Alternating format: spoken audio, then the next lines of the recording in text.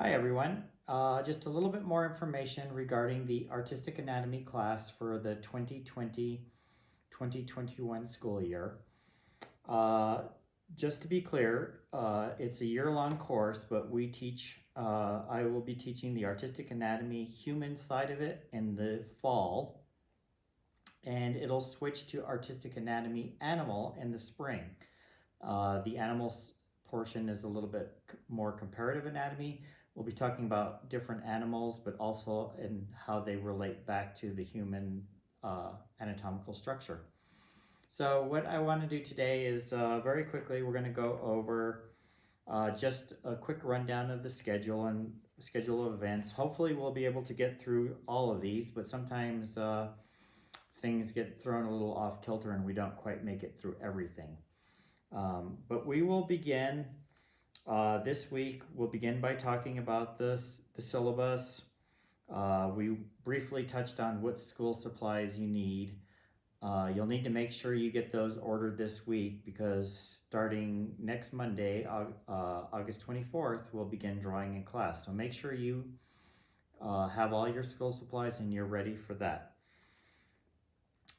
Next week when we get going, that first week, we will be talking about we'll be covering the tetractys. The tetractys basically is a great explanation of what drawing is. So we'll talk about what drawing is, all the different principles that relate to it, and there'll be a couple of demonstrations and whatnot in there. So that will all be covered in video. In case some people are wondering, my class situation is extremely complex, so most of your lectures, demonstrations, and so forth will all be presented in video. I don't believe we're going to be able to do much, if any, live conferencing.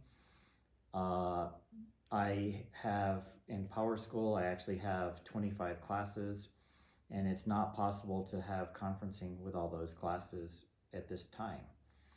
So I'll be posting videos, demonstrations weekly. It'll be an awesome way to see everything, and you can review it, replay it, look through it as often and as many times as you like. You can pause it, you can stop it. So it'll be great for you guys. So anyway, so that's the first week will be the tetractys. Then we will begin working with the skeleton. And we'll start off with gesture drawing. I will have video explaining the osteology of the full skeleton, and then you'll get handouts that you'll work from, and so you can practice and begin your drawing skills with that. So the second week we'll begin with gesture drawing. The third week we'll begin explaining how to break down the human figure into cubes and egg-shaped ovals. And we will conclude that portion with a big section on shading, explaining all the elements and the basic principles to shading. So those first few weeks are going to be talking about the elements of drawing and the elements of shading. Those are all things that are the kind of the foundation for drawing. After that, we will do a section on idealized human proportion. We will do that in a way that addresses classical traditional proportion and also proportion and how it might be used in fantasy art. After that, we will start adding the muscles to the skeleton, and we're going to break that down into individual sections. So we will begin with the muscles of the human trunk. One week we'll do anterior view and posterior view of the male. The following week we will do anterior view and posterior view of the female, and that is just of the human trunk. And I have a number of models and different drawings and things we'll be working from at that point. After that, we will be drawing the upper arm. The following week, week 8, we'll move down to the lower extremity.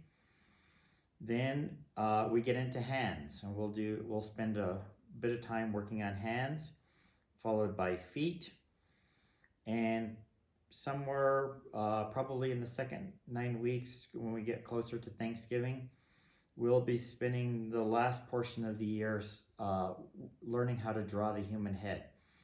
I have a video that I'll put together where we'll take the skull apart, we'll learn all the bones of the skull, we'll do drawings adding the muscles, and then we will have time to do a few portraits in there.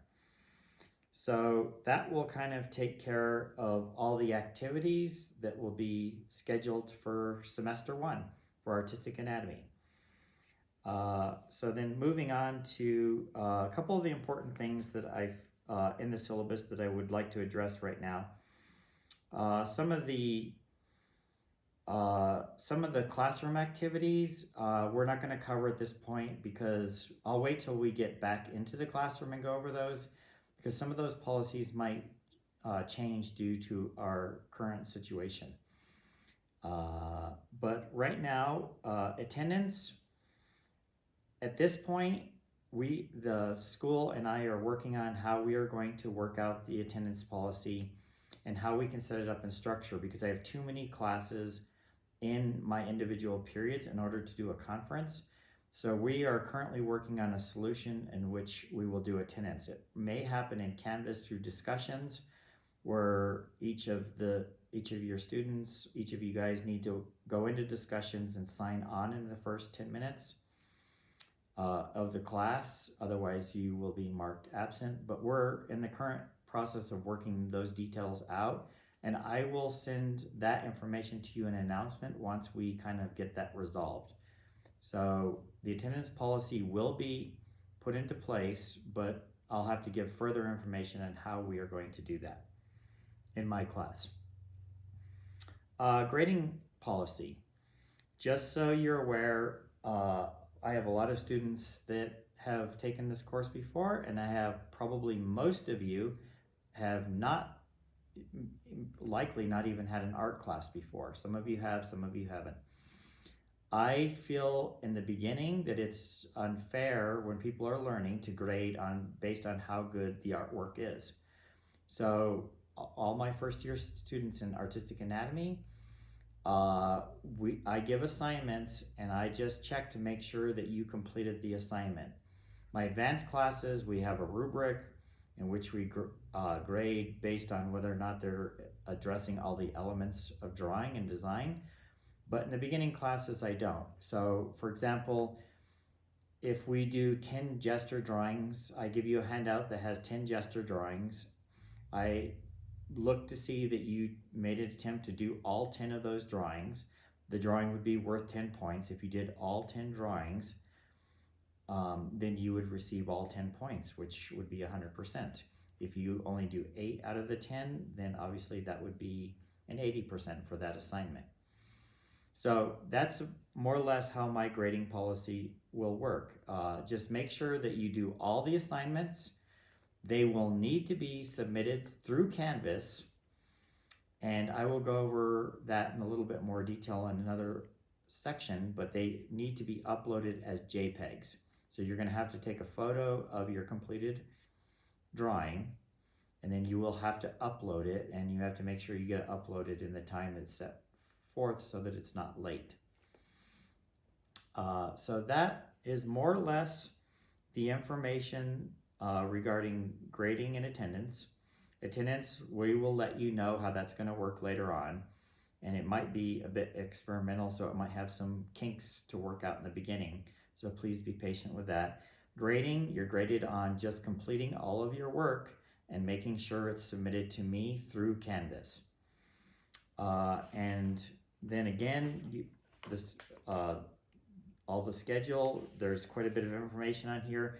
All of this can be found and printed out in your syllabus, and you can find the syllabus underneath Syllabus in Canvas. You can also find it in the very first announcement in Canvas. And just don't forget to always check your announcements weekly. Any and all information will be placed there, and starting this week, you should be able to see a sequence of assignments start popping up on a weekly basis.